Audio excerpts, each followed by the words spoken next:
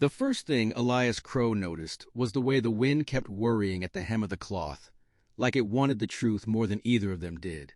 And that was how the moment began, not with words or gunfire or some grand entrance of fate, but with dust lifting off the hard pan and the sound of a woman breathing like every breath was a debt she didn't know how she'd repay.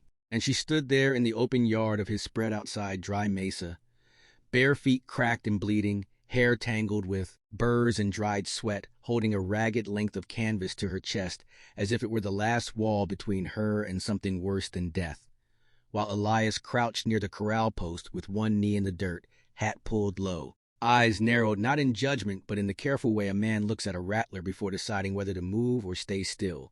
Because out here sudden motion got people killed. And she whispered it then, so soft it barely reached him over the wind.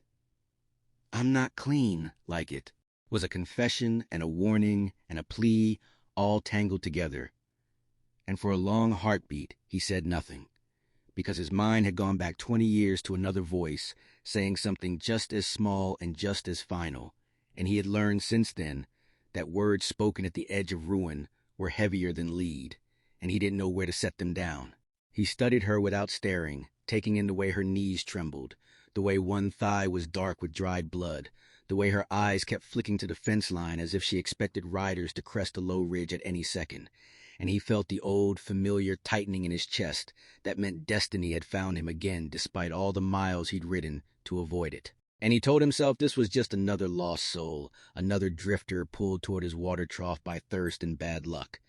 But the land didn't lie, and the land was humming with the kind of tension that came before storms or funerals. He asked her name, gentle, keeping his hands visible, because men with hidden hands made widows, and she swallowed before answering. "Mara Vale," like she wasn't sure she was still allowed to carry it, and when he asked what had happened, she shook her head.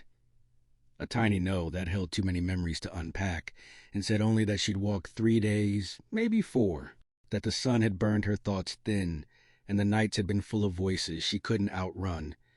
And as she spoke, her grip on the cloth loosened without her seeming to notice, exhaustion stealing strength faster than fear ever could. Elias rose slowly, joints aching, the past weighing on him like a saddle left on too long. And he told her she could drink, that she could rest, that no one was chasing her here. And even as he said it, he wondered if he was lying to both of them, because the West had a way of letting sins travel farther than men ever could. And she looked at him then with something like hope flaring up and immediately burning itself down, and she whispered again, "You don't understand." And that was when the cloth slipped. It wasn't a dramatic fall, just a surrender, fabric sliding from fingers that had no more strength to hold it, and Elias's breath caught so hard it hurt, because what the sun revealed wasn't shame in the way men usually meant it, but damage, old and new, laid together like a cruel map. Scars crossing her ribs and belly in pale, angry lines, burns puckered and dark, and on her side the unmistakable mark of iron pressed into flesh, a ranch brand he recognized even before his mind wanted to, a twisted crescent used by the Calder outfit north of the Salt Flats, men whose reputation rode ahead of them like a curse. And in that instant the world narrowed to the sound of his own pulse and the way his heart seemed to stall between beats. Because this wasn't just a woman asking for water, this was evidence. This was a story written on skin. This was the kind of thing men got killed for knowing, and Mara made a small, broken sound as if bracing for him to turn away or worse. And he realized, with a kind of hollow fury, that she thought her uncleanliness was something she carried inside, when the truth was, it had been carved into her by other hands. He forced himself to breathe, to keep his face steady. Because she didn't need his horror, she needed his resolve, and he stepped out of the shade into full light so she could see him clearly. A man worn down by years and choices but still standing. And he told her, "That ain't dirt." And his voice shook despite his will. "That's what you survived." And for a second she swayed like she might fall, and instinct overrode caution as he reached out, catching her before she hit the ground. Her weight shockingly light, her skin hot with fever and sun, and as he held her, he felt the tremors running through her like aftershocks of an earthquake that never really ended. He carried her toward the house, every step stirring up memories he'd buried deep, of a sister who'd trusted the wrong men, of a night that ended with smoke and screaming, and a promise he'd failed to keep. And with each step his anger grew colder and sharper. Not the kind that burned out quick, but the kind that settled in bones and waited.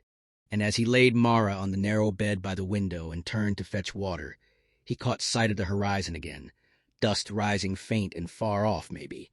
Just cattle, maybe just wind, or maybe the past finally catching up.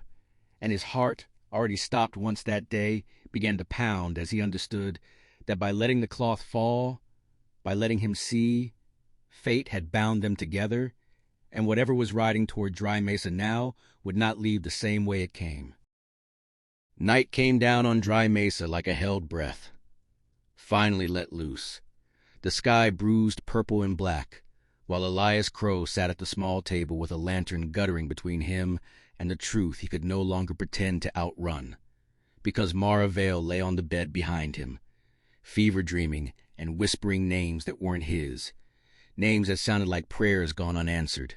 And every so often she would flinch as if struck again by memories sharper than any blade, and each sound cut him deeper than he cared to admit, for he had washed the blood from her legs, cleaned the wounds as best he could, seen up close how cruelty had been measured out to her, not in moments but in months, and the brand on her side had sealed it all, a mark of ownership burned by men who believed the world was theirs to take and break. And Elias knew them, knew their kind, knew their leader Boone Calder, whose laugh carried across saloons like a warning bell, because years ago Elias had ridden with men adjacent to that darkness, close enough to smell it, close enough to profit from it, before walking away and pretending that distance could make him clean. He rose when he heard hooves, slow and deliberate, not the sound of strays, and stepped onto the porch with his rifle in hand, moonlight catching the dust as 3 riders pulled up just beyond the fence, silhouettes sharp as judgment, and the lead man tipped his hat in mock courtesy, asking if Elias had seen a woman pass through, wounded, half-mad, and Elias felt the old crossroads open beneath his feet, the place where a man decides who he is going to be for the rest of his days. He told them no, voice steady, eyes flat, and the lie settled heavy but right in his chest. And when the rider smiled, he saw it then, the certainty that violence would follow, whether he consented or not. Because men like Calder's dogs didn't ask questions to learn. They asked to confirm. And the second rider's gaze drifted to the house, to the window, where lamplight leaked like a confession. The gunfire came fast, ripping through the quiet, splintering wood, and Elias moved without thinking, the rifle kicking against his shoulder as one rider fell and another screamed, the sound echoing off the flats like a verdict, and the third wheeled his horse and fled into the dark, carrying the message whether Elias wanted it sent or not. Smoke hung in the air as Elias stood there breathing hard, knowing this land would not forgive what he'd just done, but also knowing some debts were meant to be paid in full. And when he turned back inside, Mara was awake, eyes clear for the first time, watching him with an expression that wasn't fear, but resolve. And she said softly that she had known this would happen, that no place stayed hidden forever. And he surprised himself by answering that some places were worth defending anyway. He told her about his sister then, about the night he'd arrived too late, and the way he'd spent years running from the sound of her voice in his dreams, and Mara listened like someone who understood that survival didn't end when the hurting stopped. It just changed shape. And she told him she hadn't escaped Boone Calder by accident, that she had burned his ledger while he slept, taken names and routes and deals that would ruin him if they reached the right hands. And Elias laughed once, sharp and humorless, because fate had a wicked sense of symmetry, bringing her to the one man left with nothing to lose.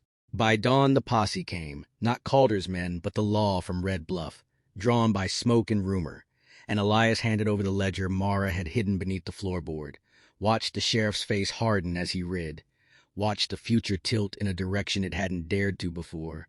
And when Boone Calder was dragged from his bed days later screaming about betrayal, Elias stood at the edge of town and felt no triumph, only a quiet settling, like a storm finally passing. Mara healed slow, scars remaining but no longer bleeding, and she stayed, not as charity and not as penance, but as choice, learning the rhythms of the land, the honest ache of work done under open sky.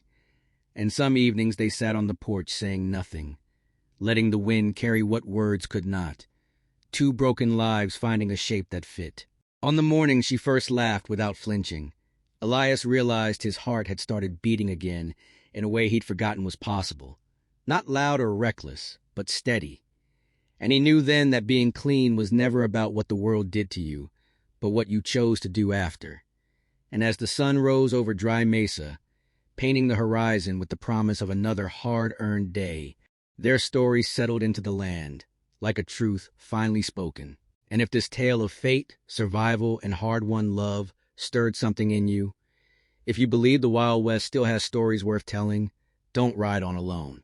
Subscribe to Western Destiny Tales, where every story is carved from dust, blood, and the unbreakable will to endure.